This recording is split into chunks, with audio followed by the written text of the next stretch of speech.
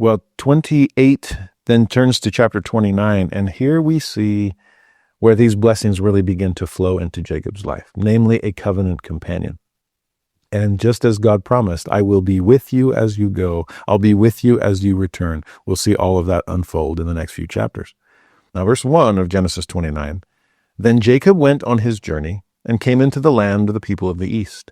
And he looked, and behold, a well in the field. And lo, there were 3 flocks of sheep lying by it, for out of that well they watered the flocks. And a great stone was upon the well's mouth. And thither were all the flocks gathered, and they rolled the stone from the well's mouth and watered the sheep, and put the stone again upon the well's mouth in his place. Now, in those verses, we're just setting the stage, okay? Now, a lid on the well, that's new. We didn't catch anything like that in the wells that Abraham or that Isaac dug in Canaan. We didn't see that at the well when Eliezer first met Rebekah. Makes you wonder, what's going on here? Is there continued famine in the land? Is water an even more precious resource that you even cover the well to stop any kind of evaporation from taking place? This water is as precious a commodity as possible. And so we're going to have this stone on top. Maybe that's also to protect it from people who might use it. Remember, there was all kinds of fighting over wells that we saw last week. And so let's protect this one. And then this idea of there's 3 flocks that are just kind of hanging out by it. The idea here is that they're waiting until all the flocks are gathered. We see this clarified later on in the chapter. Once all the flocks have come from all the people nearby, then we'll roll away the stone. It's probably heavy. We'll need some help on this. But also, in a more altruistic view, we're all here with equal access to the blessings of this precious resource.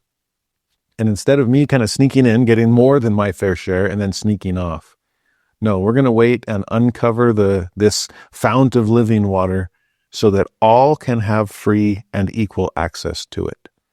Sound like a covenant kind of context? In fact, sound a lot like Jesus Christ here as the well of living water? That if you will roll the stone away, then life-giving water will come and give, and everyone can have access to it. To me, there's just something powerful. As I was pondering that this week, I just thought, roll the stone away. Oh, that rings a bell. And as I was thinking of that, okay, I do see some beautiful symbolism here. He's here to water his flocks. All are gathered to him. Covenant context. Here we are trying to gather Israel to the source of living water. Roll away the stone so that a living Lord can meet their every need.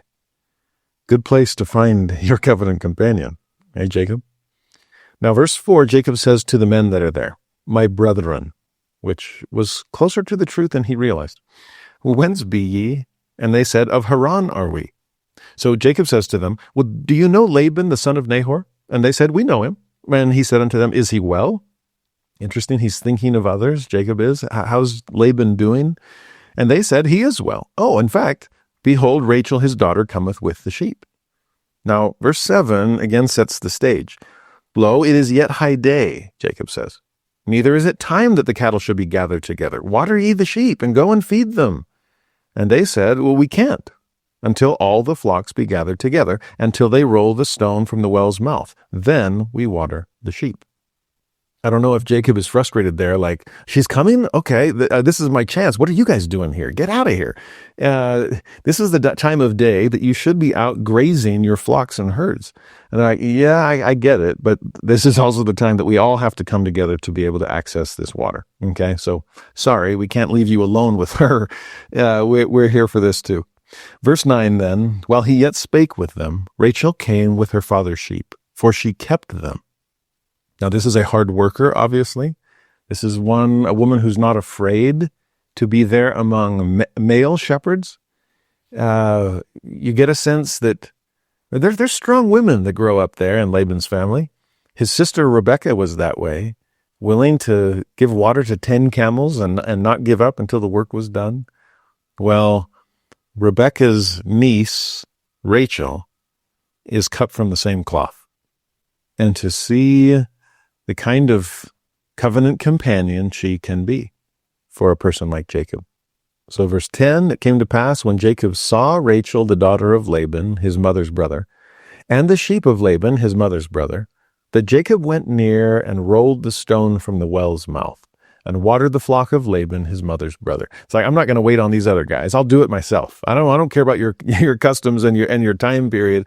Now's the time now's the need, and so now's the time to serve.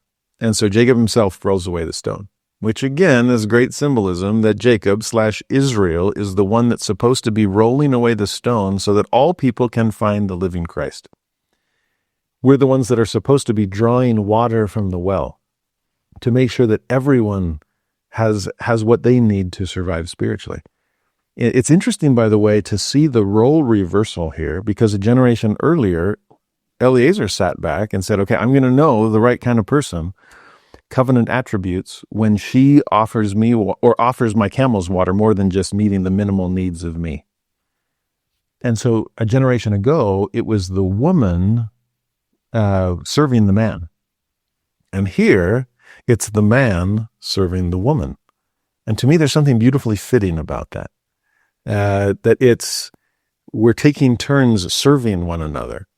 That there's not a sense of, well, it's like we saw with help meet back in the story of Eve and Adam. This is not just, oh, you're my little helper. No, I'm your enabling power that in every way corresponds to you. How's that, honey? And that's the kind of equality we're supposed to have. Equal partners, the proclamation of the world says, right? And so I remember years ago, early on in my marriage, hearing an older couple teach a bunch of us younger couples that they brought a box of Jell-O as a visual aid. And we're like, huh? Said, oh yeah, this is really important equipment for your marriage. And they said, you need to set your roles in Jell-O instead of setting your roles in stone. And what they meant by that was sometimes the wife will serve the husband, and other times the husband will serve the wife. Sometimes the husband will have a heavy calling and the wife will be there to support him. And sometimes the roles will be reversed. And the wife has a heavy calling and the husband is doing everything he can to make sure she can magnify it. There might be health concerns. There might be financial straits. There might be just periods of life where the jiggly Jell-O allows us to just pull out that role and reverse it and say, it's my turn to step in and help you, honey. And I get that sense with this multi-generational family of faith as the roles are reversed here. Equal partnership, serving each other. Now, verse 11, now he's just fed or watered the flocks. And this is a verse I have to caution my students about. Be careful how literally you follow the examples of these patriarchs and matriarchs. Okay? Yes, we're supposed to find covenant companions. But in verse 11, as soon as he's met Rachel, and Jacob kissed Rachel, and lift up his voice and wept. Now, like I said, careful there, okay? This was not a romantic kiss. This would be a kiss of family and of welcome, of kissing cousins in some way, I guess you could say, because in a way they kind of were, okay? There was a literal connection already, mom and dad, and so they are kissing cousins. But that verse also gives you a glimpse into the personality of Jacob. Remember, Esau was the cunning hunter, the mover and shaker, and Jacob was a plain man that liked to stay close to home. He was a dweller in the tent. No wonder he had such a rough night out on the mountain of Bethel. But for him to kiss her and to weep, to me, this is the sign of a sensitive soul. This is someone for whom family means everything, and he's just been ripped away from the only family he ever knew. And to be re-entering another domain of family, relatives, kin, lineage, family of the faithful, oh, I'm home, even though I've had to leave home. In verse 12, Jacob told Rachel that he was his father's brother. Again, that's a broad term, so relative. And that he was Rebekah's son, there's more literal, and she ran and told her father. Okay, so she's as excited about this chance meeting that wasn't by chance as Jacob had been. So 13, it came to pass when Laban heard the tidings of Jacob, his sister's son, that he ran to meet him and embraced him and kissed him and brought him to his house. He told Laban all these things. Okay, so this is another age-old joke in Seminary and Institute that if you're going to kiss the girl, you better be prepared to kiss her dad as well. Okay, so again, this is not romance. This is just family greeting. Like, wow, my own nephew that I've never met, come in and join the family. Well, he did more literally than anybody thought. Verse 14, Laban said to him, "Surely thou art my bone, my flesh." And he abode with him the space of a month. Family means so much more than just, some kind of social connection. This is bone to bone and flesh to flesh. It's what Adam said about Eve. And they were being married. Here it is. We are related. And I hope we feel that way, that we feel a connection to people that perhaps are perfect strangers. But the moment we realize that we're related, it just feels different. I'm willing to do anything for you because you're me. You're my bone. You're my flesh. And since we're all from Adam and Eve, we should feel that way towards everyone. Then in verse 15, Laban says to Jacob, "Because thou art my brother, shouldst thou therefore serve me for naught? Tell me, what shall thy wages be?" So just because you're my family, I don't want to take you for granted. So if you're going to be staying here for a while, who knows how long, you might as well work and get paid for it. You don't have to take advantage of me. You can work, and I'm not going to take advantage of you. I will pay. What sounds good as far as a wage is concerned? And I picture Jacob with a little wry smile going, well, how's this for an option? I sure took a fancy to that daughter of yours I just met by the well. Could I work to provide some kind of dowry so that I can marry her? I came for a covenant companion after all. Didn't think I'd meet her on the first day, but wow, this is great. Again, young single adults, don't get your hopes up. It doesn't always happen that fast. Okay. But notice how it's described here. Verse 16. And Laban had 2 daughters. The name of the elder was Leah, and the name of the younger was Rachel. Now, Rachel means ewe, like a lamb, E-W-E. One of those, a precious daughter that is going to help multiply the flock. Okay. So, great name for a covenant companion when you intend to have seed like the stars of heaven and the sands of the sea. Okay. Meanwhile, Leah, this one's trickier. There's a cognate there in Arabic for cow. And so that might be a play on words here where it's, Rachel was the sweet, precious ewe lamb, and Leah was the family cow. That's harsh. In the Hebrew, Leah can also mean wearied. She's tired. Okay, what is that supposed to mean? We get a little better clue in the next verse, 17. Leah was tender-eyed, but Rachel was beautiful and well-favored. Now, what did you mean by tender-eyed? Does that go along with this idea of being wearied? I don't know. This one, people have fought over this one for centuries. I guess millennium. That's how old these records are.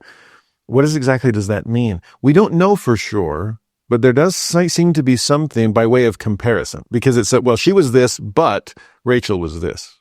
And what was Rachel? Beautiful, well-favored, which suggests that Leah was not.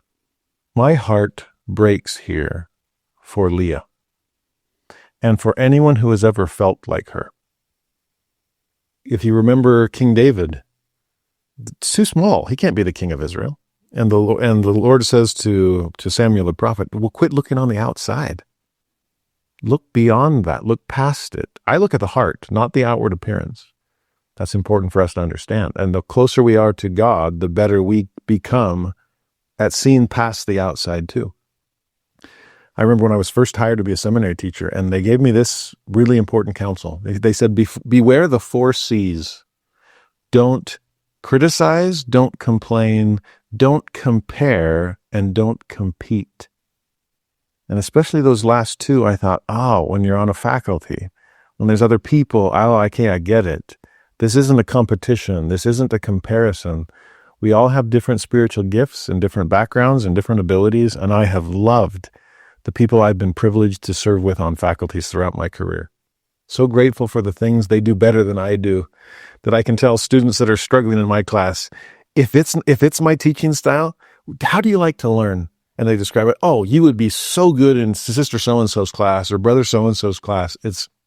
They're way better for you than I am, okay? This is not a competition. This is not a comparison. But I will admit, for so many of us, as far as human nature is concerned, those 4 C's are tough to steer clear of. We sometimes do compare. We sometimes do compete. And that often leads to complaint and criticism. And we need to avoid it all. I'm actually amazed when I think of Leah and just this tender-eyed, and that she's not the one I want to marry, Jacob would say. Think about what Isaiah said about Jesus Christ himself. In that powerful passage, the suffering servant of Isaiah 53, he says, "He hath no form nor comeliness, and when we shall see him, there is no beauty that we should desire him." Sounds like Jesus chose. Actually, now that I think of it, Jesus comes from the tribe of Judah, and Judah was one of Leah's sons, not Rachel's. Interesting that Jesus himself would come in that lineage, and that he would choose not to be comely, not to have some kind of form that would bring everyone's attention. No beauty that we would desire him, which is an interesting thing. It's the idea of, well, then why would you desire him? Because everybody seemed to. There must be something deeper than outward appearance that is drawing them. This is more than mere charisma. There's something that pulls them in that's far deeper than surface level. I remember when my wife and I were first married, and when we were first expecting, when that promised child finally came, and I remember when she was like, I just worry if we have a girl, and then we found out we were having a girl. She said, I just hope she's not pretty. And I remember going, that shocked me. I'm like, why? You're beautiful. And she said, well, thank you, but that can be a problem because sometimes that's all people expect you to be, is outwardly beautiful. Sometimes there's some baggage that goes along with that. Sometimes there's some expectations or whatever it might be. I hope that our daughters don't have to go through that. Actually, at the time I smiled, I said, oh, I get it now. That totally solves the mystery. My wife was like, what do you mean? I said, now I understand why you married me. You were trying to water down the gene pool. I get it. Well, I hate to break it to you, honey. Our daughters are all beautiful as well. And more than that, they're spiritually deep. And that's what my wife was after. Not even I could dilute her genetics. But to see the depth that my wife was hoping our daughters would develop and that they have, that to me is a beautiful thing. I think sometimes people complain about others being shallow, and yet they don't make them look very deep for what they really are. And Jesus made sure people were looking deep. And I think we see something similar in Leah. You're going to have to get past the tender eyes. You're going to have to get past the weariness and see someone who is meant to be part of this covenant connection as well. Okay, this is a tricky one.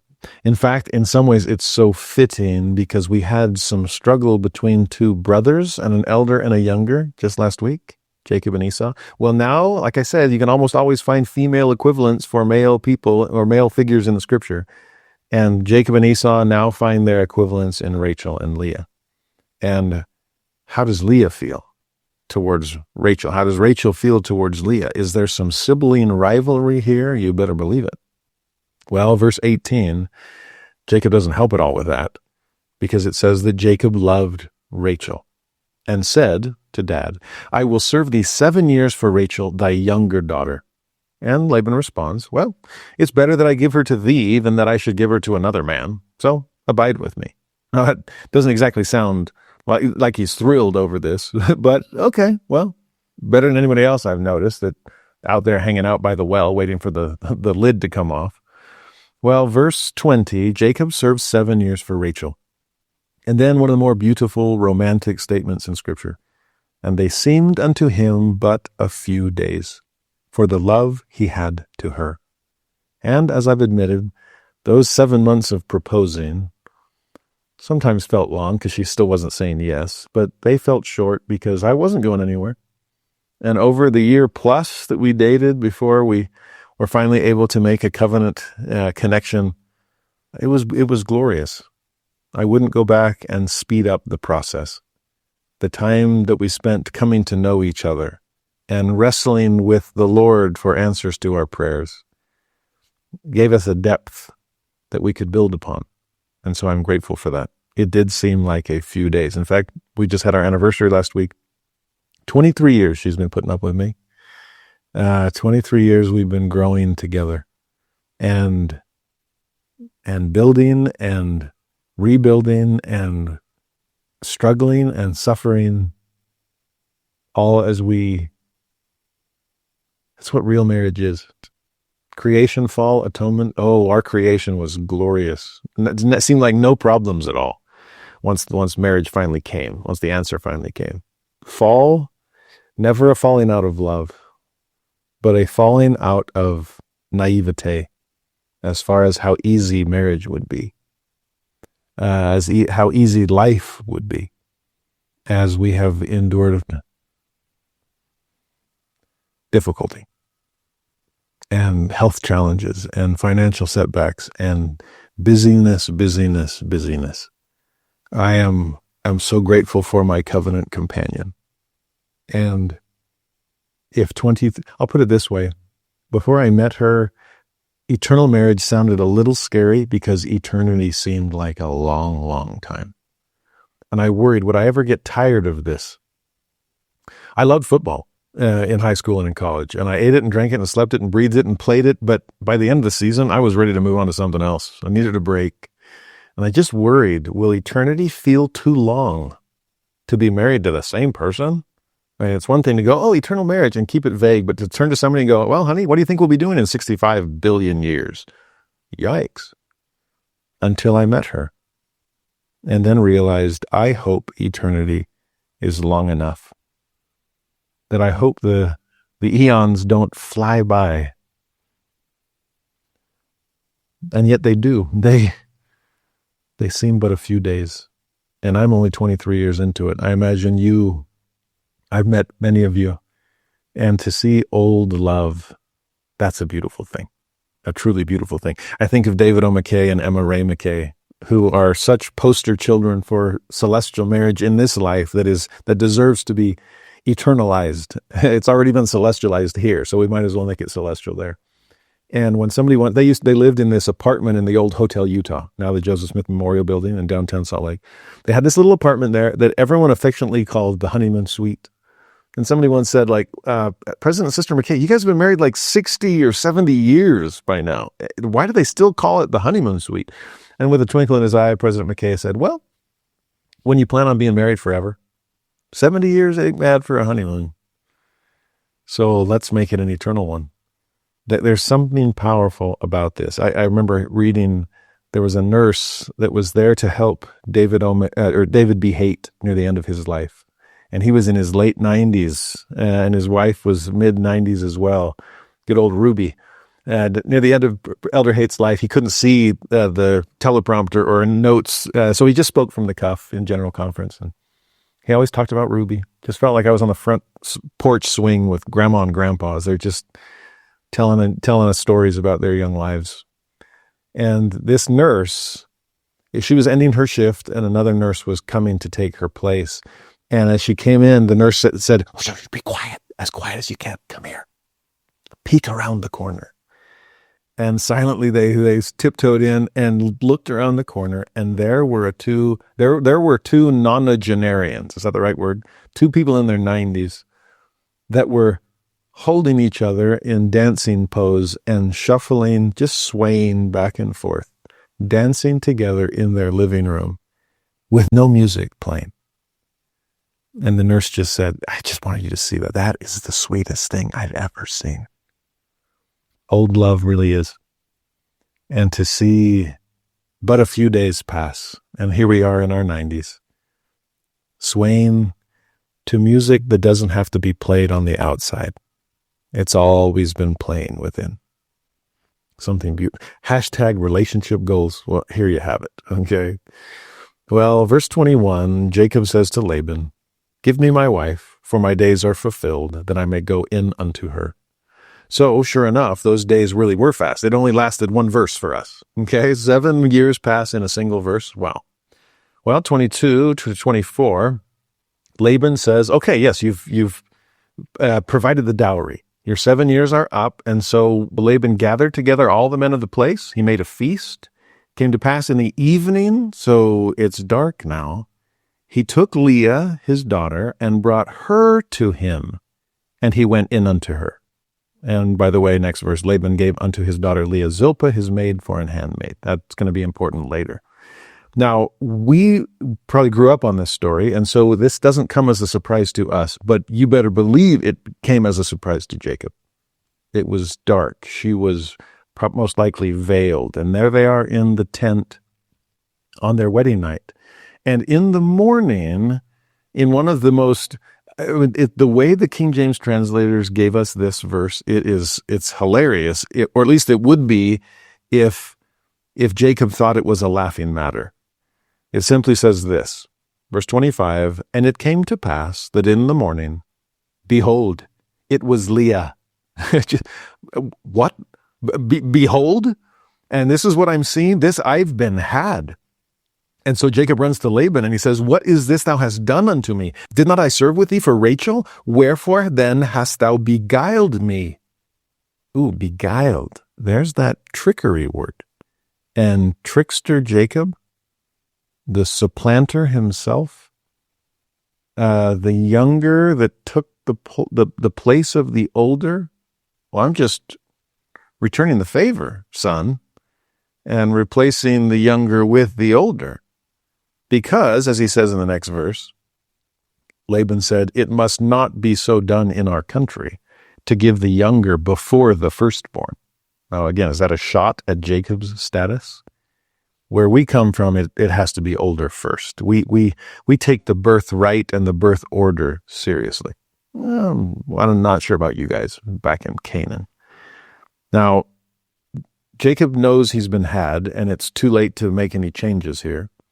And Laban knows that, okay, I got you, and that's not what you bargained for. I'll tell you what. And they come up with a secondary agreement. Originally, it was work 7 years, and then I will give you Rachel. Well, he pulled the switcheroo, and behold, it was Leah. I'll make it up to you. I'll give you Rachel too, but you're going to owe me 7 years more work. Again, plural marriage was part of the culture. It was understood at the time. It was okay. But like I said, Laban, knowing that, okay, I got you, I'll reverse the order here. First wife, it was work the 7 years and then you can marry her. This one, wait a week and be Leah's husband for a week alone.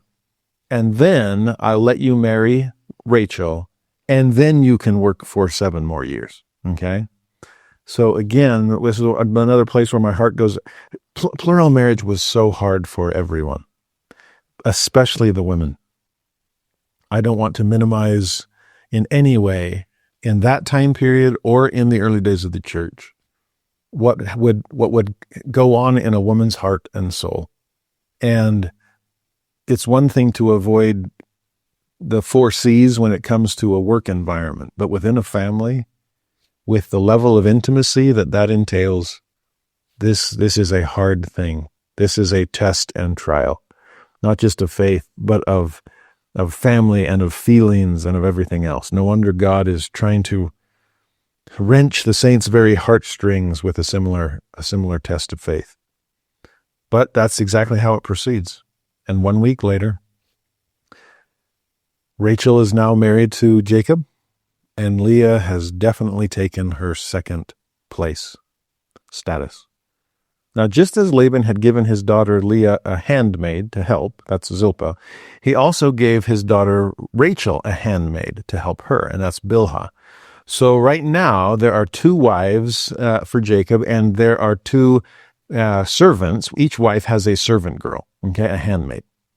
So there's Leah and Rachel and Zilpah and Bilhah. Are we getting all the names down? I hope so.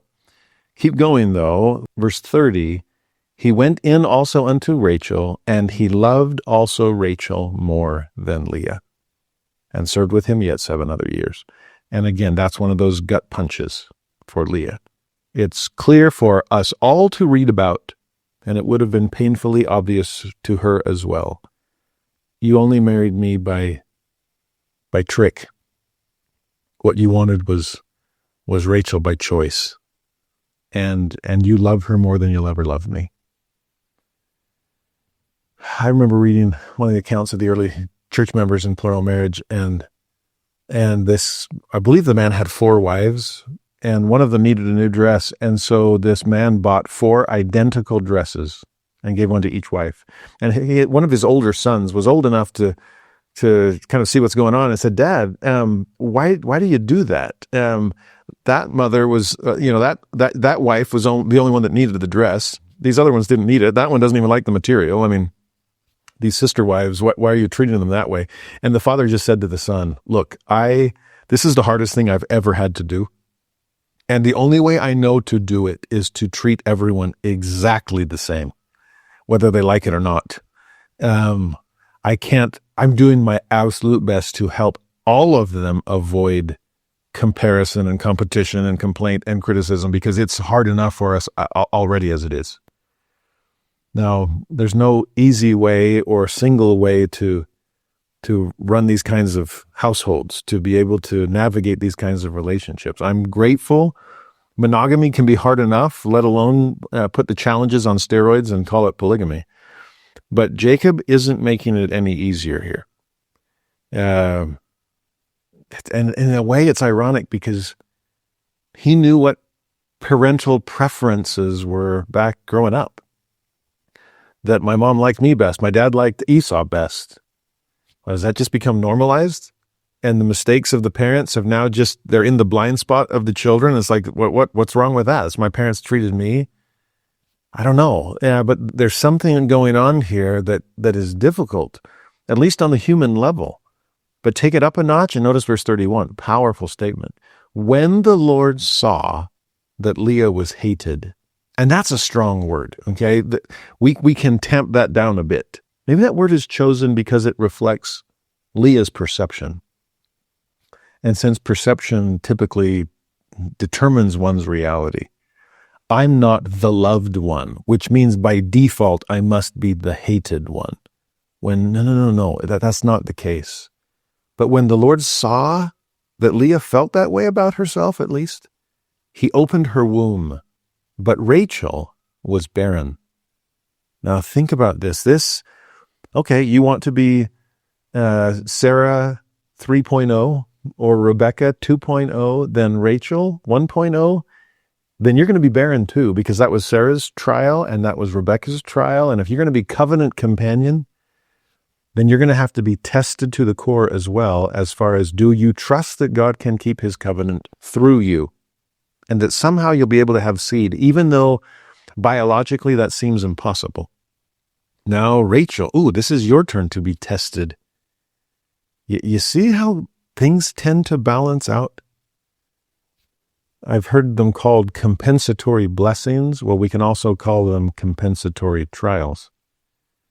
That Leah had been going through a trial probably since childhood of being the homely sister instead of the beautiful one. Well, now Rachel has to deal with, I'm the barren wife instead of the fertile one. Now I know what it's like to feel like you don't measure up. Now I know what inferiority feels like, and that's painful. Now we talked about this with Sarah and Hagar, the challenge of pride from above and pride from below. And that can switch back and forth sometimes when the roles are reversed. And we're going to see the same problems here with Leah and with Rachel. we have to, in our relationships, in our self-perceptions, we have to get past that. And I know it's easier said than done.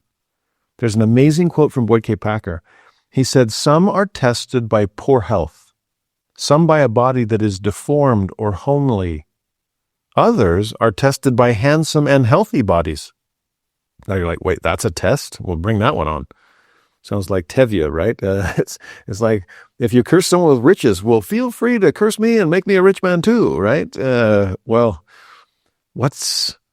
where's the justice in all of that? President Packer went on. "Some are tested by the passion of youth, and others by the erosions of age. Some suffer disappointment in marriage, family problems. Others live in poverty and obscurity. Some, and perhaps this is the hardest test," he said, "find ease and luxury." And again, that goes back to Tevye. Like, what? That might be the hardest test? Are you kidding me? Sure, test me with ease. Well, wait before you ask for that. President Packer's last statement there was, "All are part of the test, and there is more equality in this testing than sometimes we suspect." Now, that last phrase has hung with me for years. There might be more equality in our trials than we imagine, and that sometimes the hardest trial is the apparent absence of any? Really? Maybe so. Again, if the purpose of our life is to come to know God, and sometimes the best way to come to know Him is in our trials, where our extremities push us towards Him, well, then maybe an absence of trial is a trial, because nothing is pushing me in the direction of God. I'm good. I think I've got it all on my own. Now, like I said, compensatory trials, compensatory blessings, we all seem to go through them at some point or another. And typically, if we were to know all of the trials that other people have endured or will yet endure, most people are content to just stick with their own list. I wonder if that's what's happening with Rachel and Leah here. And I think you can see part of it when you understand the names that Leah gives to her sons. Now, here's a chart for you who are watching this. She ends up having 4 sons in the next 4 verses, okay?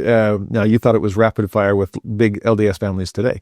Well, there's time. We saw 7 years pass in a single verse. Well, there's some time passing between each child, obviously, okay? At least for gestation period, if nothing else. But verse 32, Reuben, her firstborn. Verse 33, Simeon is born. 34, Levi is born. 35, Judah is born. Now, think about their names, and the footnotes can help us with our Hebrew. Now, Reuben means, look, a son, which I always laugh at. It's like the birth comes, and she's all, Ben. And Jacob's like, okay, if that's what you want to call him. And she's like, what? No. I don't know how it all works, but Reuben means, look, a son. And then the way Leah explains it, she says, surely the Lord hath looked upon my affliction. Now, therefore, my husband will love me. When Simeon is born, and Simeon means hearing, Leah says, because the Lord hath heard that I was hated, he hath therefore given me this son also. When Levi is born, and Levi means joined or pledged, Leah says, now this time will my husband be joined unto me, because I have borne him 3 sons. My heart breaks for Leah here, because you can see into her soul with the names she gives her sons. A son. Look, God's blessed me with a son. And why does that matter? Because he saw my affliction. He saw how much my husband hates me. And maybe now that'll change. And he'll love me because I gave him something that Rachel couldn't give him. Next son. Finally, God has heard. Well, what did he hear? He heard that I was hated. And now maybe my husband will love me. Third son, Levi, joined. It's that my husband can finally be joined to me, because look what I've done for him, way more than my sister. Wow, Leah, if I was a therapist, sitting down with her and talking about what was going on in her mind and heart when she chose these names, Leah, this has very little to do with these boys. and very much to do with you and your husband, and especially how you feel about how he feels about you. These, you deserve those names more than your boys do. And this sense of, the angst that you're feeling, it's coming out every time you call them by name. You have to be able to work through these emotions. You have to somehow come to terms with what God has given you, not with what your husband has taken from you or withheld from you. These boys aren't leverage points. They aren't weights you're putting in the scale in your competition against your sister. They're real human beings, and so are you, Leah. Work on your self-perception and realize that you are enough. You are more than enough. You are a mother in Israel with 3 incredible children that I hope will fill holes in your heart when your husband isn't willing to. Anyone who feels something similar, my heart goes out to you.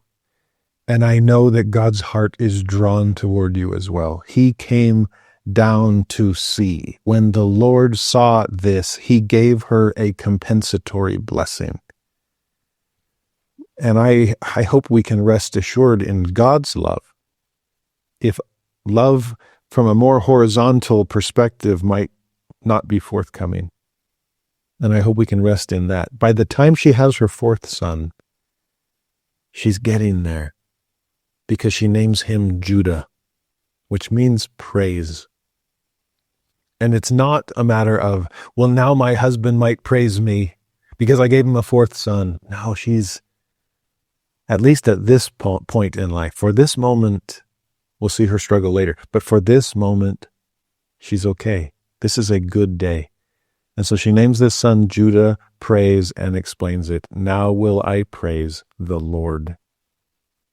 She, for the first time, she doesn't hint at her husband in the name of her son.